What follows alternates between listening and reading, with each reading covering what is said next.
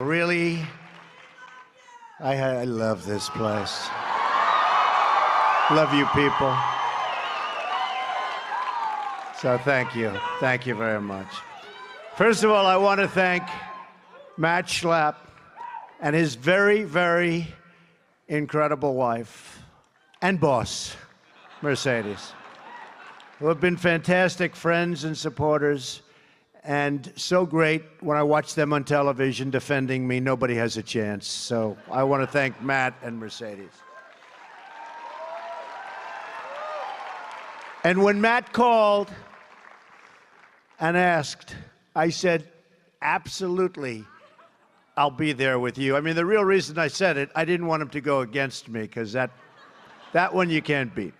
So I said absolutely, and it really is an honor to be here. I wouldn't miss a chance to talk to my friends. These are my friends.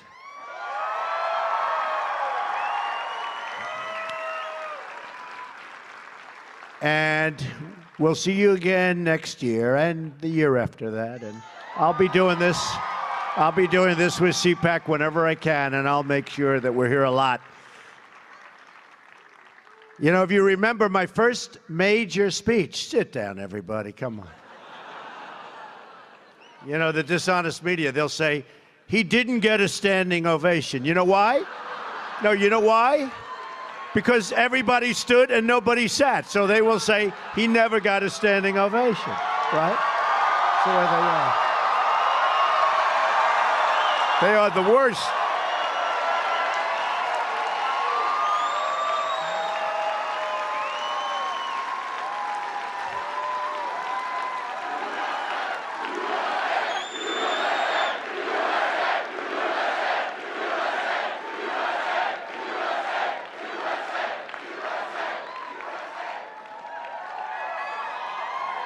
So, sit down. Donald Trump did not get a standing ovation. They leave out the part, they never sat down. They leave that out.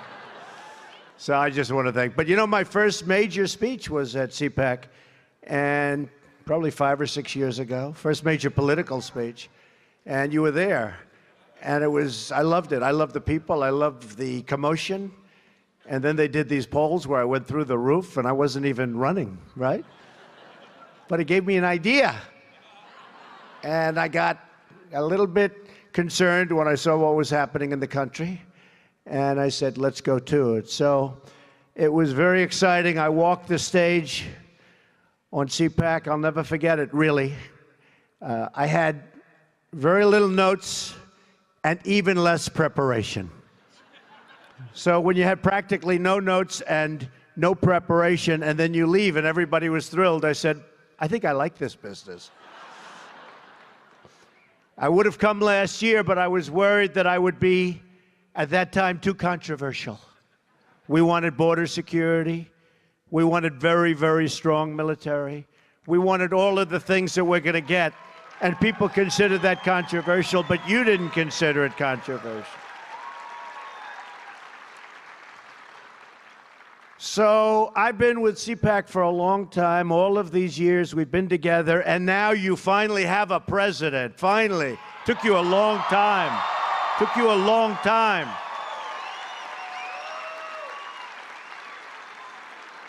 And it's patriots like you that made it happen, believe me. Believe me. You did it because you love your country, because you want a better future for your children, and because you want to make America great again.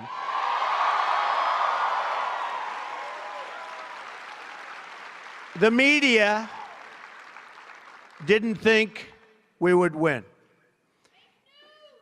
The pundits, you're right, they had an idea.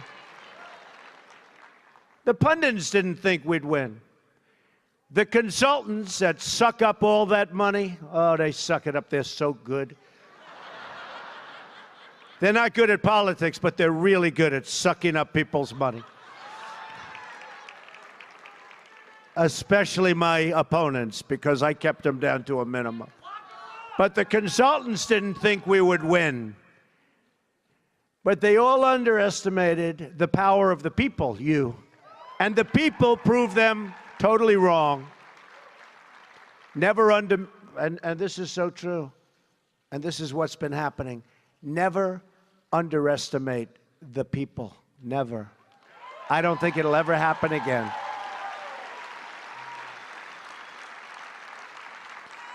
And I want you all to know that we are fighting the fake news. It's fake, phony, fake.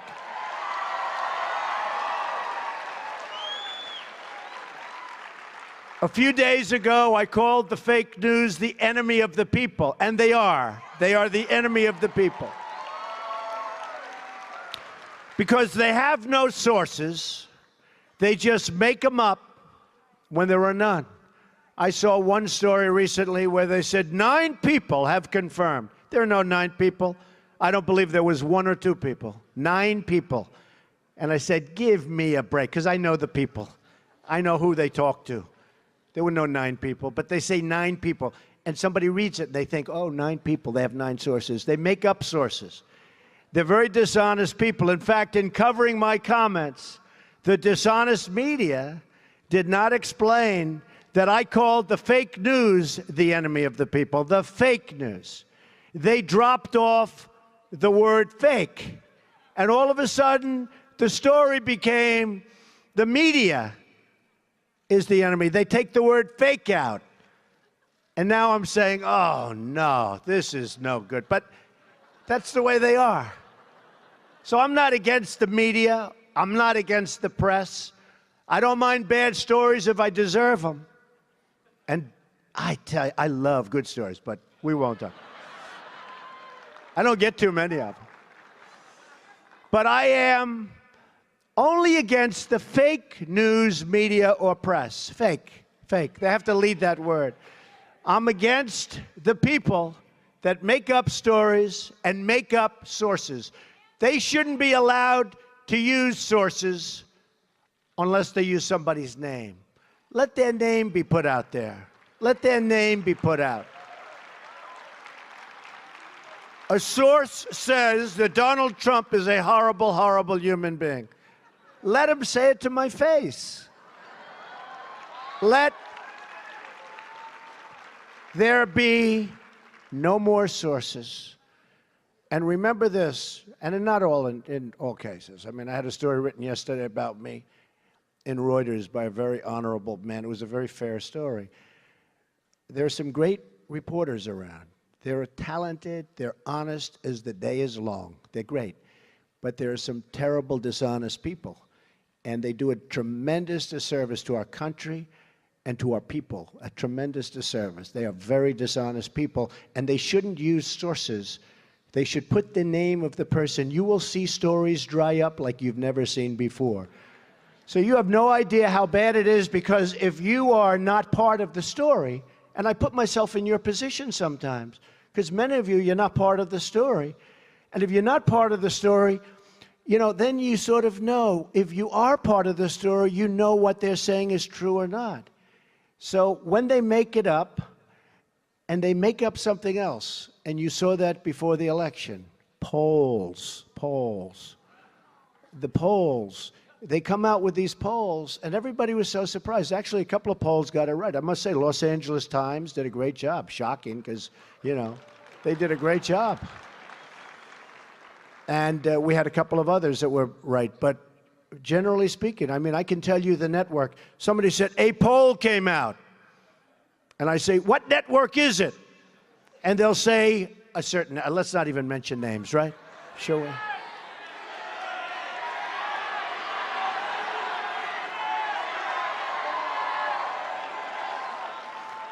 Well, you have a lot of them. Look, the Clinton News Network is one.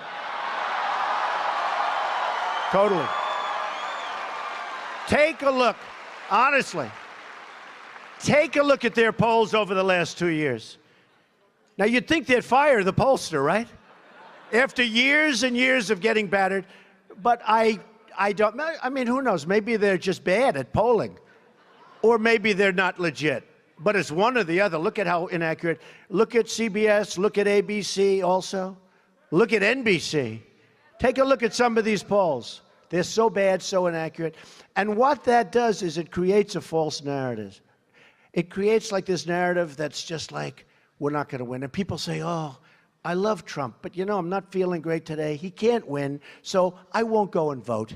I won't go and vote. It creates a whole false deal. And we have to fight it, folks. We have to fight it. They're very smart, they're very cunning, and they're very dishonest. So just to conclude, I mean, it's a very sensitive topic, and they get upset when we expose their false stories. They say that we can't criticize their dishonest coverage because of the First Amendment. They always bring up the First Amendment. And I love the First Amendment. Nobody loves it better than me. Nobody. I mean, who uses it more than I do? But the First Amendment gives all of us, it gives it to me, it gives it to you, it gives it to all Americans, the right to speak our minds freely. It gives you the right and me the right to criticize fake news and criticize it strongly.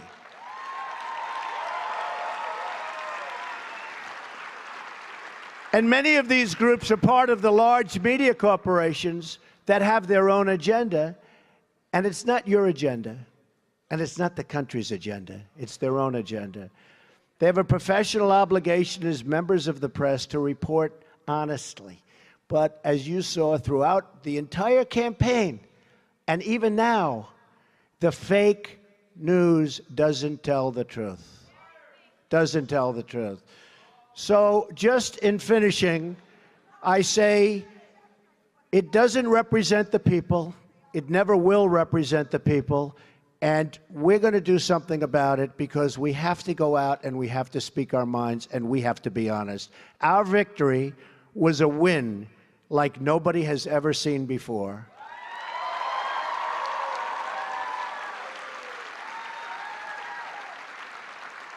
And I'm here fighting for you, and I will continue to fight for you.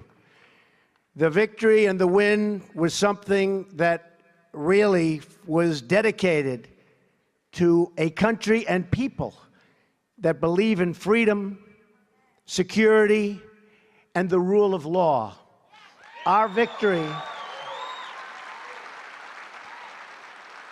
was a victory and a win for conservative values. And our victory was a win for everyone who believes it's time to stand up for America, to stand up for the American worker, and to stand up for the American flag. Yeah, there we should stand up. Come on. There we should stand up. Okay.